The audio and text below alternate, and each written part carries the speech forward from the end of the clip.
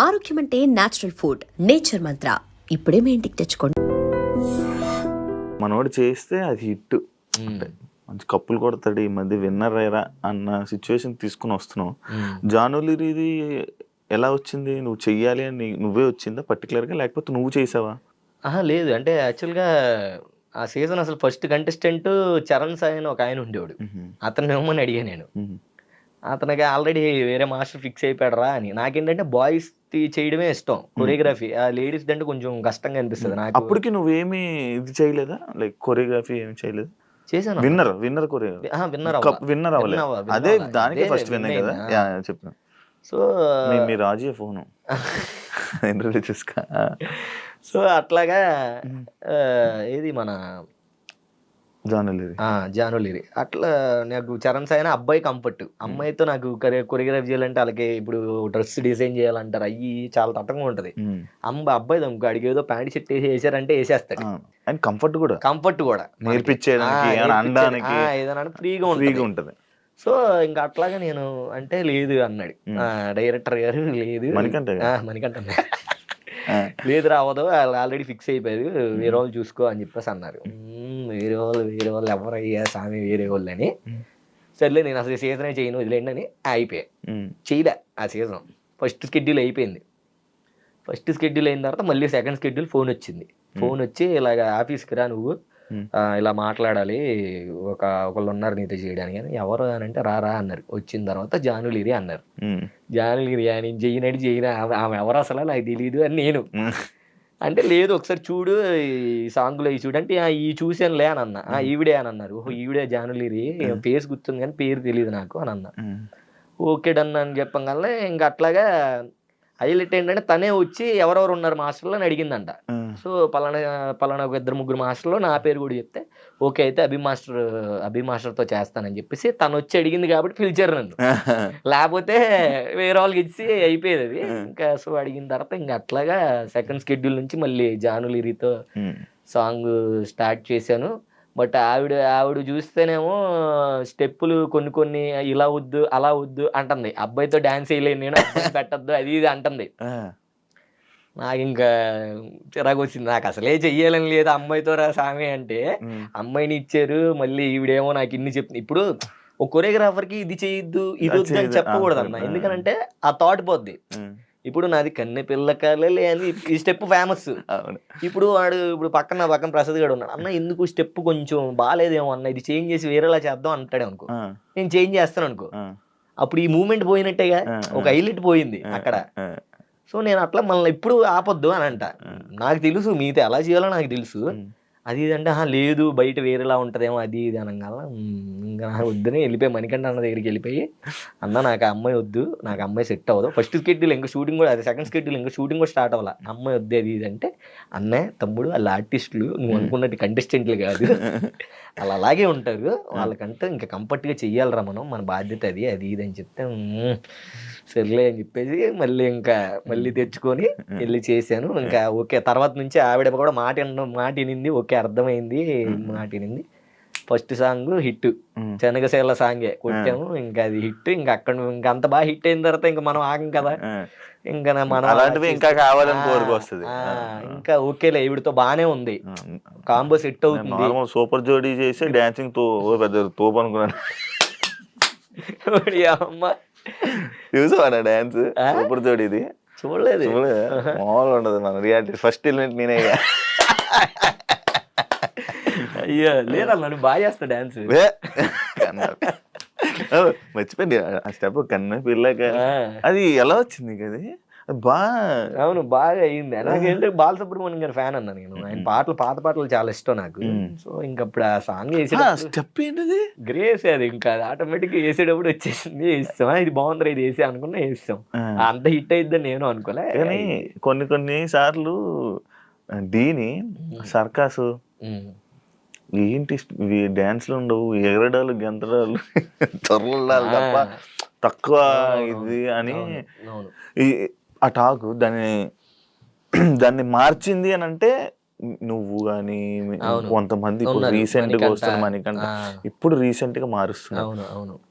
Like అప్పుడు చేసిన dance దాన్ని సర్కస్ అంటే నువ్వు యాక్సెప్ట్ చేస్తావా? అంటే నేను యాక్సెప్ట్ చేయనన్నా. ఎందుకనంటే ఇప్పుడు మన అంటే మన తెలుగు వాళ్ళకంటే అలాగే ఉంటది గానీ, ఇప్పుడు మన బాలీవుడ్ సైడ్ వెళ్ళాం అనుకోండి, అక్కడ ఏంటంటే ఒకడు ఫ్లిప్లు వేసేవాడు ఉంటాడు. వాడి స్టైల్ అదే ఇంకా. వాడు ఇంకా అదే చేస్తాడు. డాన్స్‌లోనే ఇప్పుడు ఫ్లిప్పులు కూడా డాన్స్‌లోనే ఇంక్లూడ్ అయ్యి వస్తాయి.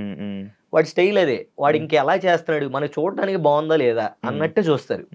ఇప్పుడు మన డాన్స్ స్టైల్ కూడా మన తెలుగు సినిమాల్లో చూసుకుంటే అప్పుడేసే చిరంజీవి గారి స్టెప్పులు వేరు, ఇప్పుడేసే చిరంజీవి గారి స్టెప్పులు వేరు. చేంజ్ అవుతానే ఉన్నాయి. సో మేము డాన్స్లు కాబట్టి ఎక్స్ట్రీమ్ ఉంటది. ఇప్పుడు మన ఫ్లిప్పులు కూడా డాన్స్ స్టైల్లోనే అదో ఒక స్టైల్. దాన్ని స్టైల్లో చూస్తే బాగుంటది.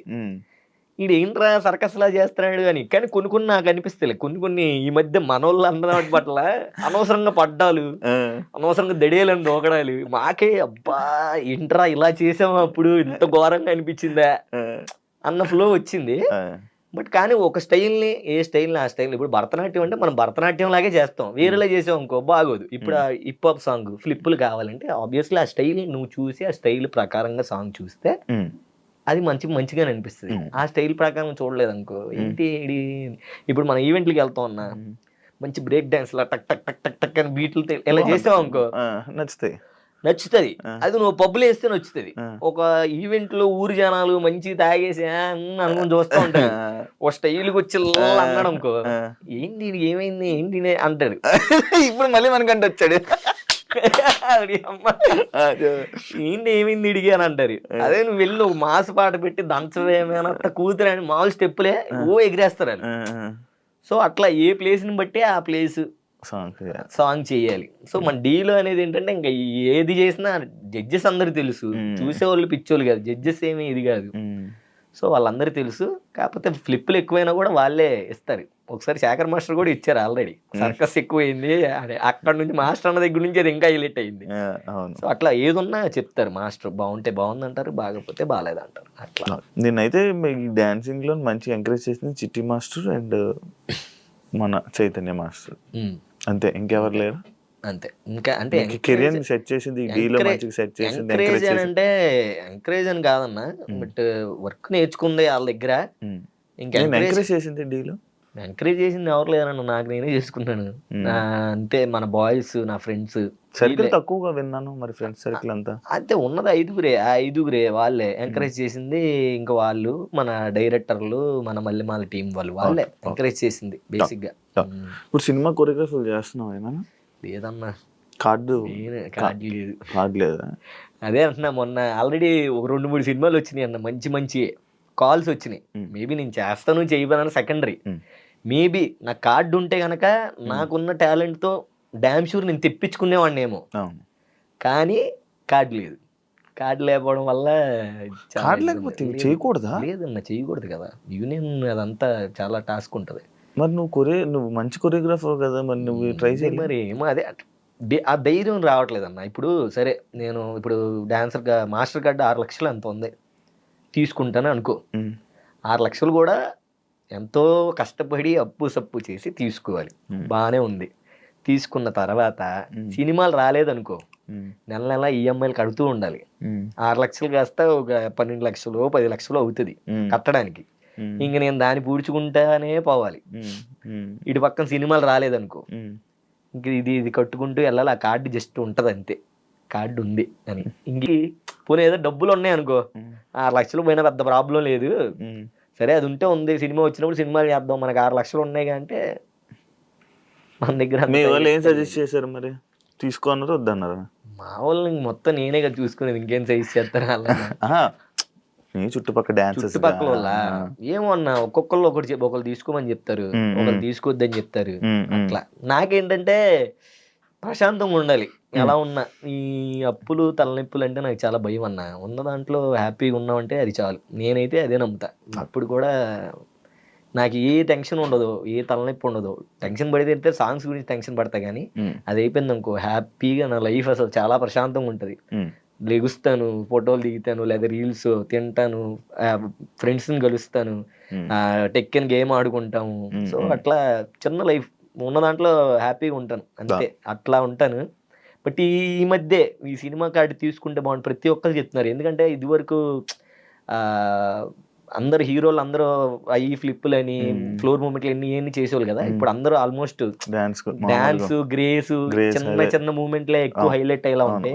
నీకు అది ఉంది కదా భయ్యా, నువ్వు ట్రై చేయొచ్చు కదా అని కొంతమంది అసిస్టెంట్ డైరెక్టర్లు కూడా చెప్పారు. అప్పుడు అనిపించింది నిజంగా ఈ అమ్మ కార్డు తీసుకుంటే బాగుండు, అట్లీస్ట్ వచ్చేదేమో అని. బట్ అయినా కూడా డబ్బులు అది నువ్వేం సంపాదించింది లేదు. ఇలాగైతే 6 లక్షలకి నువ్వు ఎంత భయపడుతున్నావు అంటే మరి చూసుకో. మరి 6 లక్షలకే అంత భయపడుతున్నా అంటే మరి ఏ యాంగిల్లో ఉందో అంత డ్రెస్సులకి వాటికే ఖర్చు పెడుతున్నావు. అదే అన్న మనం చూడడానికి వీడికి ఏంట్రా బాబు, ఏంట్రా బాబు డైలీ వీకెండ్స్ అయితే పబ్కి వెళ్తాడు, జిమ్కి వెళ్తాడు, ఐఫోన్లు కొంటాడు, స్టోరీలు, వాచ్లు, గోల్డ్ ఎన్ని ఉంటాయి. బట్ లోపలంతా లోపలేం లేదు, బట్ ఉన్న దాంట్లో రిచ్గా హ్యాపీగా ఉంటాను అన్న. అంతే, సూపర్. అంతే, నా హార్ట్ రిచ్గా ఉంటుంది. మంచిగా ఉంటుంది, మంచిగా ఉంటాం. ఉన్నంతసేపు జనాలందరినీ మంచి మాట్లాడుతూ మంచి పలకరిస్తాం. అంతే, ఇంకా అదే చాలు మనకి. డాన్సర్స్ లైఫ్ ఉండదు అంటే యాక్సెప్ట్ చేస్తావా? ఉంటది, ఎందుకు ఉండదు, ఉంటది. బట్ అందరికి ఉండదు, నిజమే అది. ఉండదా? అందరికి ఉండదు పాపం. ఏమన్నా కొన్నిసార్లు నాకే అనిపిస్తుంది, కొన్ని టైంలో నేను కూడా ఫీల్ అవుతాను, ఎందుకు డాన్సర్ అయ్యాను అసలు, ఒక్కొక్కకుండా నేను చదువుకొని అమెరికా ఎక్కడికి వెళ్ళిపోయి ఉంటే బాగుండేది అప్పుడప్పుడు అనిపిస్తుంది. మీ అన్నను పంపిస్తున్నప్పుడు నేను కూడా వెళ్ళిపోతే బాగుంది. పాపం వాడి కష్టపడి వాడే వెళ్ళాడు. లేదు అదేం లేదు, నేను చదివించాను. వాడి కష్టపడి వాడే చదువుకుని వాడే వెళ్ళాడు. అవునా? నేను ఇంట్లో చూసుకుంటున్నాను, ఇంట్లో హ్యాపీగా అమ్మ నాన్నల్ని మంచిగా అట్లా హ్యాపీగా చూసుకుంటున్నాను అంతే అట్లా. సో డాన్సర్స్ కంటే అదే అనిపిస్తుంది అందరికి, ఏమ్మా ఏంట్రా బాబు ఏంటి, ఏం చేయాలి, వర్క్ ఉండదు, డబ్బులు రావు, మళ్ళీ పోషించాలంటే డబ్బులు కావాలి, ఆబ్వియస్లీ డబ్బులు కావాలి. సో నిజమే అందరికీ ఉండదు, కొంతమందికే ఉంటది. ఇంకా వాళ్ళకి సుడు ఉన్నట్టే. ఇంకా నాకు ఇందా నుంచి ఫస్ట్ స్టార్టింగ్ అడిగినప్పటి నుంచి మళ్ళీ నాకు ఇంకొకసారి అడగలను, నీ లవ్ స్టోరీ చెప్తావా? లవ్ స్టోరీ ఇప్పటికిప్పుడు అంటే నెక్స్ట్ టైం వచ్చినప్పుడు చెప్తా. నెక్స్ట్ టైం ఏదైనా సాధించి అప్పుడు మళ్ళీ అన్నతో ఇంటర్వ్యూకి వస్తాను, అప్పుడు చెప్తా నీ లవ్ స్టోరీ. బాగుంటది దాంట్లో, ఇంకా ట్విస్ట్లు ఉన్నాయా చెప్పు. సరే, నెక్స్ట్ టైం మనం మంచి సిచ్యువేషన్ లో మాట్లాడదాం, తనతోనే మాట్లాడదాం. ఓడి అమ్మ, సరే ఓకే డన్. యా, ఈ డాన్సర్స్ లైఫ్లోని కానీ, కొరియోగ్రాఫర్స్ లైఫ్ కానీ, ఈ డీకి సంబంధించిన లైఫ్ కానీ, నీ లైఫ్లో మంచి ఉంటుంది, ప్రతి ఒక్కరి లైఫ్లో చెడు ఉంటుంది. నీకు ఆ మంచి చెడు గురించి నువ్వు చెప్పిన ఉన్నాయి. ఫస్ట్ మంచి చెప్పనా చెడు చెప్పనా? మంచి చెప్పు. సో మంచి అంటే మర్చిపోలేనివి, ఇప్పుడు మన కన్నెపిల్ల కలలే సాంగ్ ఉంది కదా, ఆ సాంగ్తో బాగా బయటికి వెళ్ళడం అండ్ మర్చిపోలేని మూమెంట్స్ అవన్నీ. ఇంకోటి ఏంటంటే మన మహేష్ బాబు గారిని కలవడం. నేను బీభత్సమైన ఫ్యాన్ ఆయనకి, బీభత్సమైన ఫ్యాన్ ఆయనకి. సో అది శేఖర్ మాస్టర్ వల్లే. అసలు మాస్టర్కి ఇప్పటి నుంచో చెప్తాను, మాస్టర్ మీరు ఒక్క సాంగ్ ఆయనకి కొరియోగ్రఫీ చేయండి మాస్టర్, మిమ్మల్ని వదరు మాస్టర్, ఒకసారి చేయండి మాస్టర్ అని. నేను ట్రై చేస్తున్నాను రా అని. ఆ తర్వాత మాస్టర్ చేశారు. ఇంకా అసలు ఇంకా అక్కడ నుంచి మాస్టర్ ఇంకా మొత్తం సారి చేస్తూనే ఉన్నారు. సో అప్పుడు చెప్పాను మాస్టర్ ఉంటే చెప్పండి అని. సో గుంటూరు గారం అప్పుడు చెప్పారనమాట రారా అని. అసలు వెళ్ళి ఉన్నాడా అన్న, అసలు ఆయన దగ్గర నుంచి ఇలా కూర్చున్నారు, నేను ఆ పక్కన నుంచొని ఉన్నాను, చూస్తున్నాను. ఆయన మానిటర్లు అలా చూస్తూ ఇలా ఏమన్నా ఇలా ఎక్స్ప్రెషన్ ఇలా వేద్దామా లేకపోతే ఇలా అని అంటున్నారు.